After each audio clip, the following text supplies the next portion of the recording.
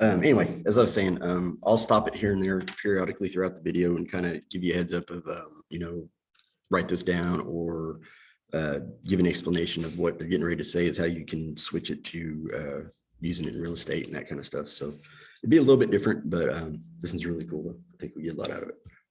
That feel forced, awkward, or just boring. Sometimes it gets to the point where you have no idea what to say, like this next clip.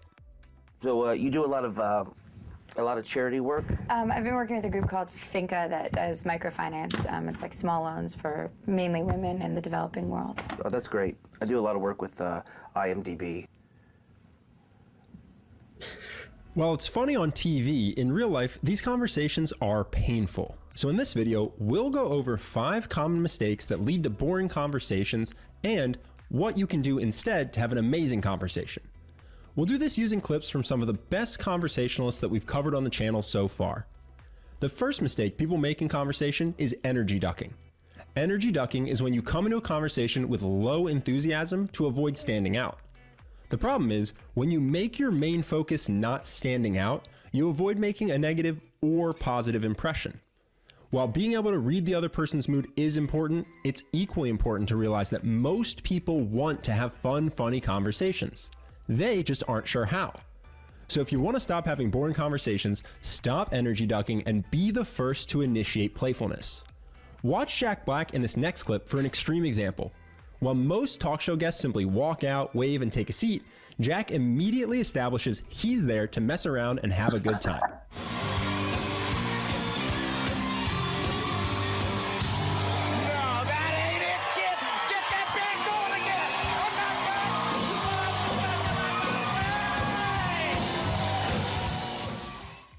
Now, obviously, Jack Black is an over-the-top example. In your own life, you're going to want a way to consistently make conversations more playful without having to flip furniture. By far, the easiest way to initiate playfulness in your life is after you've been asked a question. To do so, just answer with an absurd, non-literal answer. For instance, watch how Chris Pratt answers this question about his son who was born severely premature. But he's healthy and he's happy and he does his exercises every day and he's just... What exercises do you do? Well, just like a bench. I put him on the bench. He's putting up no. He is doing well. Yeah, he's really thriving. Yeah, he's super strong. Okay, so like right here, oh crap, I think I screwed up. This is really good if you're meeting a new person. Or a new client, potential new client or FISBO or something like that. Just kind of an icebreaker, just something to kind of put them a little bit more at ease so it doesn't feel like it's an interview, I guess. Put him on the bench. He's putting up no. He is doing well. Yeah, he's really thriving. Yeah, he's super strong. This isn't about ducking the question. Eventually, you will give a real answer and share about yourself. It's just about setting a fun, playful tone first. Another perk of being playful, it's very likely that the other person will match you and be playful as well. Notice in this next clip how Craig's first joke completely changes the energy of the conversation. Belgium is everything bad for you. Fries, chocolate, waffles. Black tar heroin. Black tar heroin. They sell that out of a food truck now. Yeah, you can get them from vending machines, black tar heroin, yeah. That's right, it gets like stuck chocolate, black tar heroin. The second mistake people make that leads to a boring conversation is assuming interest. Have you ever been talking to someone who launched into a long story you didn't care about? It's the type of thing that can have people excusing themselves to the bathroom just to escape. The key to avoiding that mistake is to create interest before launching into your story. An easy trick for that is to start your story with a story gap. A story gap is when you build interest in a story by hinting at how it ends without spoiling the punchline. For a great example, listen to Kevin Hart tee up this story about his relationship with Michael Jordan. Along the way, you've run into Michael Jordan. I've ran into Mike a couple times. Mike still might be mad at me. True story. Yo, listen. I pissed Mike off. What did you do? You already know the ending of the story. Michael Jordan gets mad at Kevin, but you want to know why and how it happens. That's the whole point of a story gap, to hint at something that the other person now wants to hear more about. So this is good for like if, going over TRR or something like that, or if maybe you have some something that came up in the contract or whatever that needs to be addressed. That's maybe not necessarily something fun. You kind of, if you kind of use something along these lines, you kind of like rip the Band-Aid off, I guess. Tell them right out of the gate. And I usually use this if like we have like necessarily like one thing on the TRR or something that's worse than the others, or a little bit more expensive to take care of or something like that.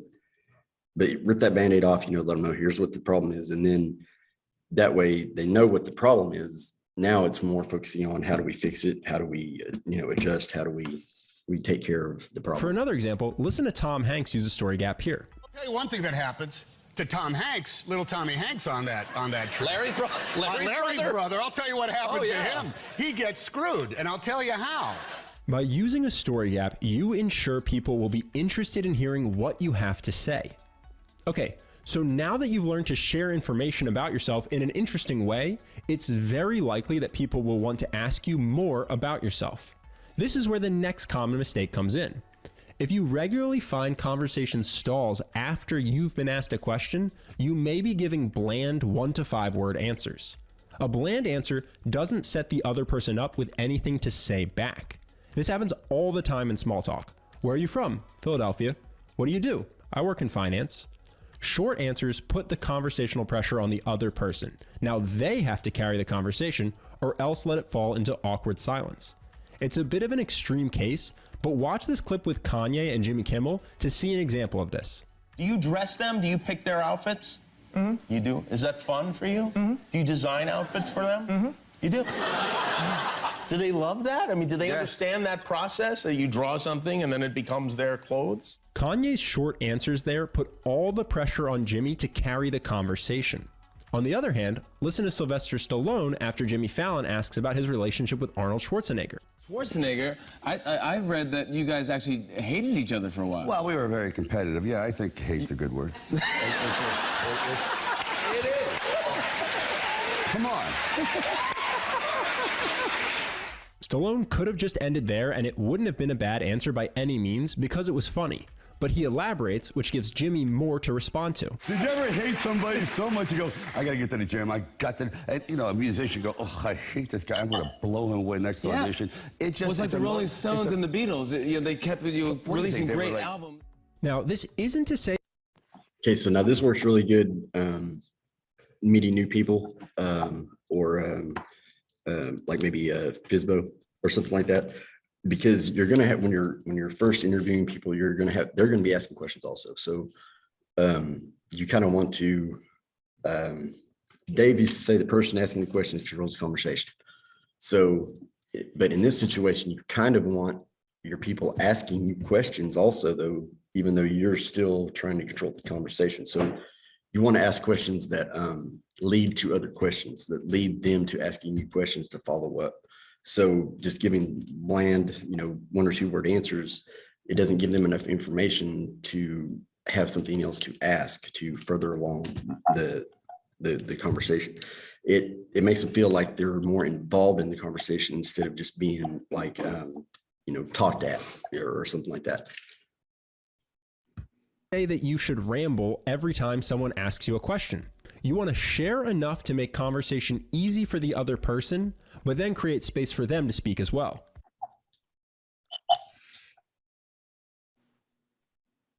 You can easily train yourself to listen faster. It's important to realize that having a memorable conversation doesn't mean you have to do all the talking. In fact, great conversationalists do the opposite. They get the other person excited to talk as well. That brings us to the next common mistake people make in conversation.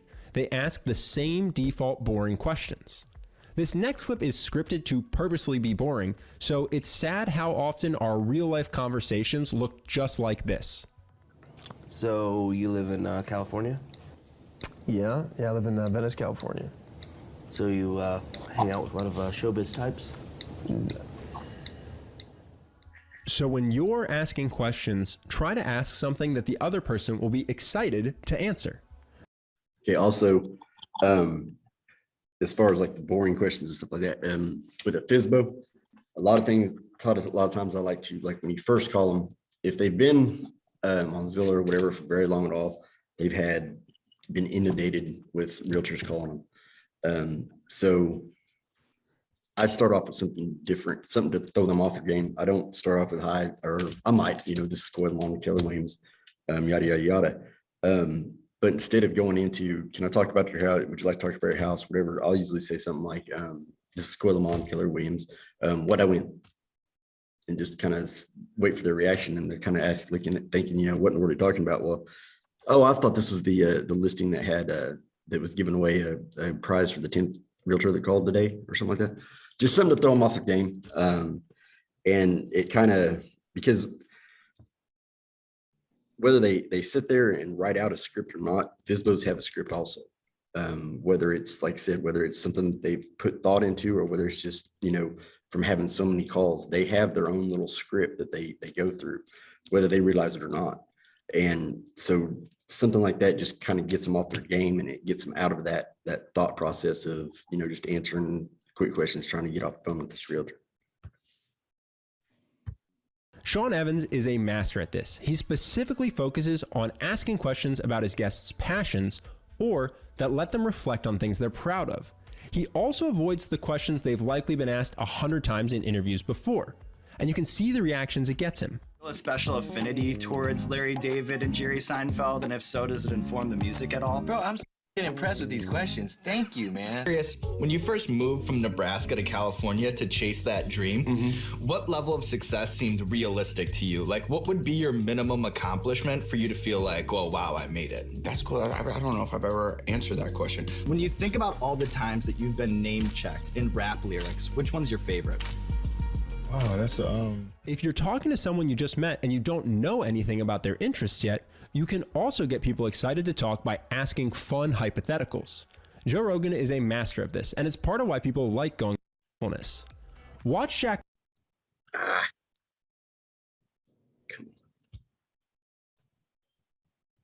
Black in this next clip for an extreme example.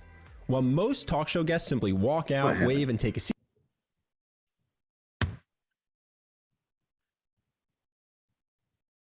what just happened?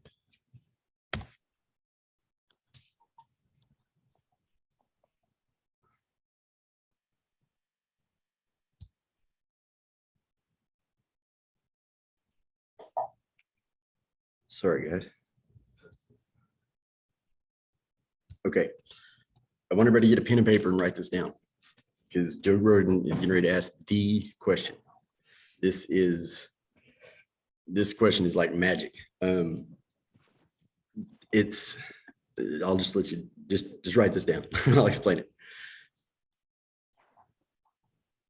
And now we have no sound. You gotta be kidding. You could do whatever you want to fix this. What would you do? If you were the king of the world, said, Ed, what are we gonna do? Let's say you become president. What if questions like that are fun to answer because they let people excited to talk by asking fun hypotheticals? Joe Rogan is a master of this, and it's part of why people like going on his podcast. I had a magic wand, and someone said, you could do whatever you want to fix this. What would you do? If you were the king of the world. That question right there, you heard of the golden letter? That's the golden question. If you talk to anybody who you're talking to, a potential client, a FSBO, whatever, you ask them, hey, I give you this magic wand. This is, you get to do, what would be your ultimate outcome with this magic wand? And then for like instance, okay, after they give you your answer, like, well, okay, so we can't necessarily do the Cinderella's castle, but let me show you something. Your house, so your house's market value is around 225. You got, say, 25,000 to pay off the mortgage. Your Porsche Cayenne grocery getter you want is 77.5. Your Jaguar F-Type that you're wanting is 69.9. That leaves 52,600 to go towards your retirement fund or whatever. I wouldn't suggest doing this, but it kind of, then you kind of bring it back to the reality of, okay, so that's what you're theoretically can do. Now let's look at what we can do that will actually help you down the road. And then you can talk to them about, real estate investment and that kind of stuff. But if you get that, their dream or whatever, if you can find one thing out of that whole thing that they've given you that you can actually do with by selling their house, and show them, hey, this might just be a little joking around, what if, but here's the reality. You could actually do some of this stuff. That goes a long, long way, especially with a FISBO. Said, Ed, what are we going to do? So let's say you become president. What if questions like that are fun to answer because they let people talk about their values without being constrained by their own potentially boring lives?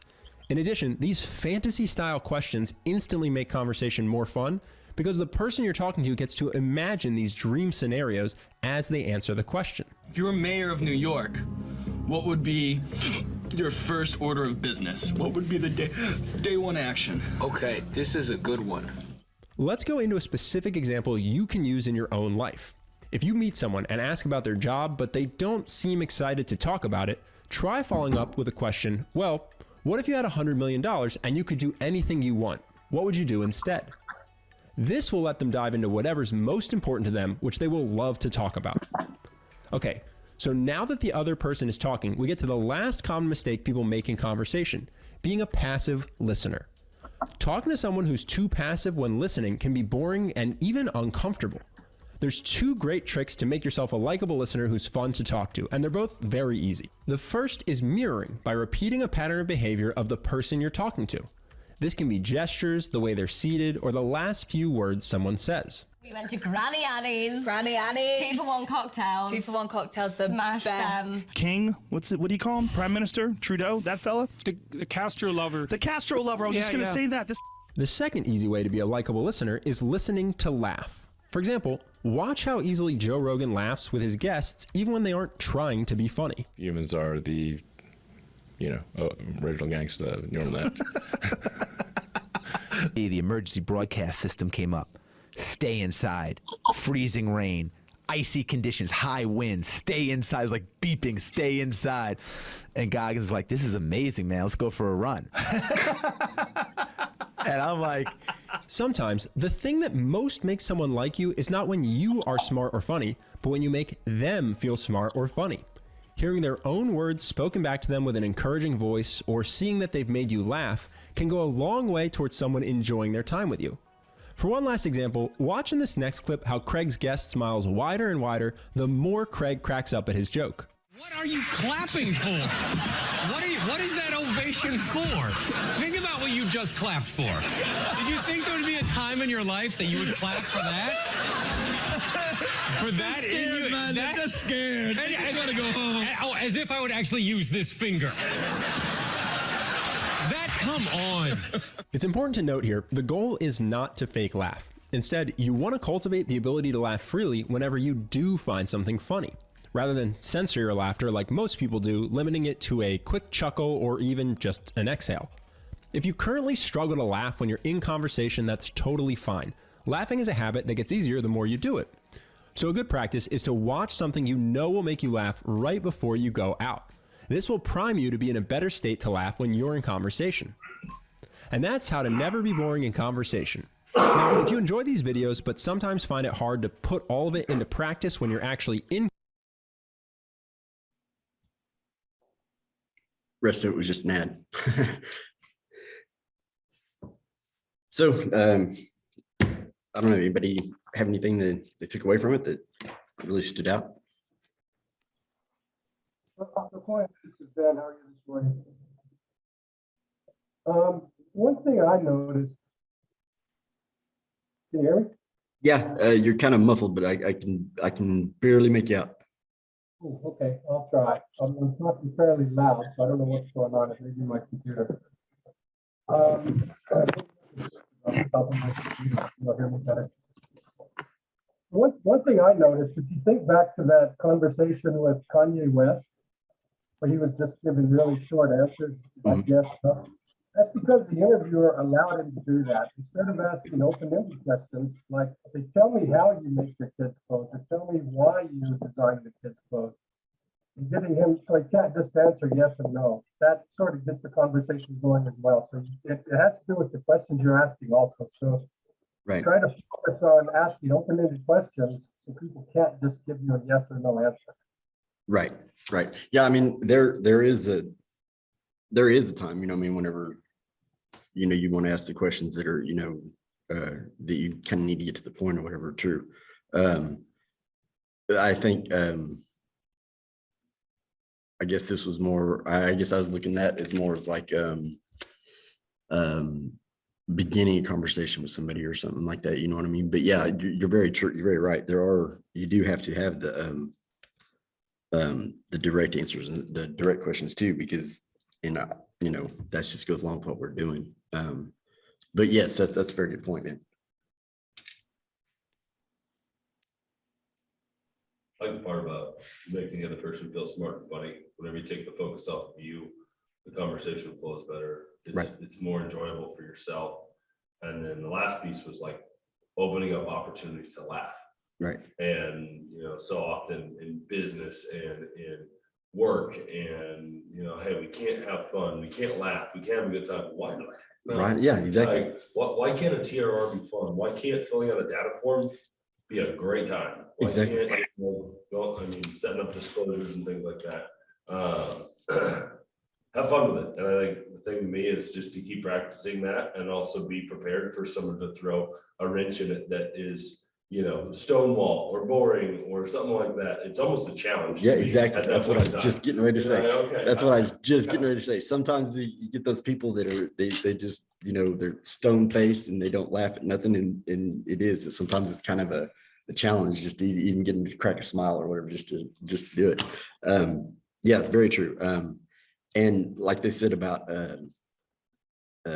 watching something funny or something funny before you go into a meeting or something, that works too. And it doesn't necessarily have to be anything funny either. Just something that like a song you enjoy, like your favorite song or something, just something to kind of put you in that up mood to where you're kind of already in that mentality, that mental state that you're not, another meeting, going into this, talk to these people that, it gets you out of that and gets you into the more happy, interesting to talk to. So that was another good one. Anybody else?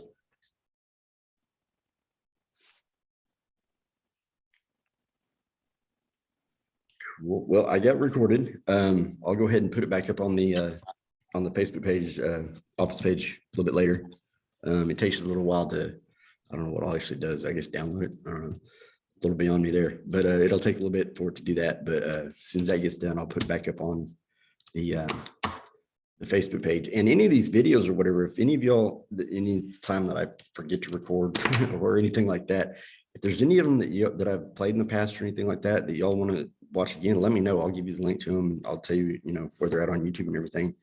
Like I said, this one it was a little bit different. I wanted to try something a little bit different because it seems like I get into the I don't know, Jordan Peterson has just got so much interesting stuff. I kind of go down a rabbit hole with him, but I just wanted to try to do something a little bit different, maybe a different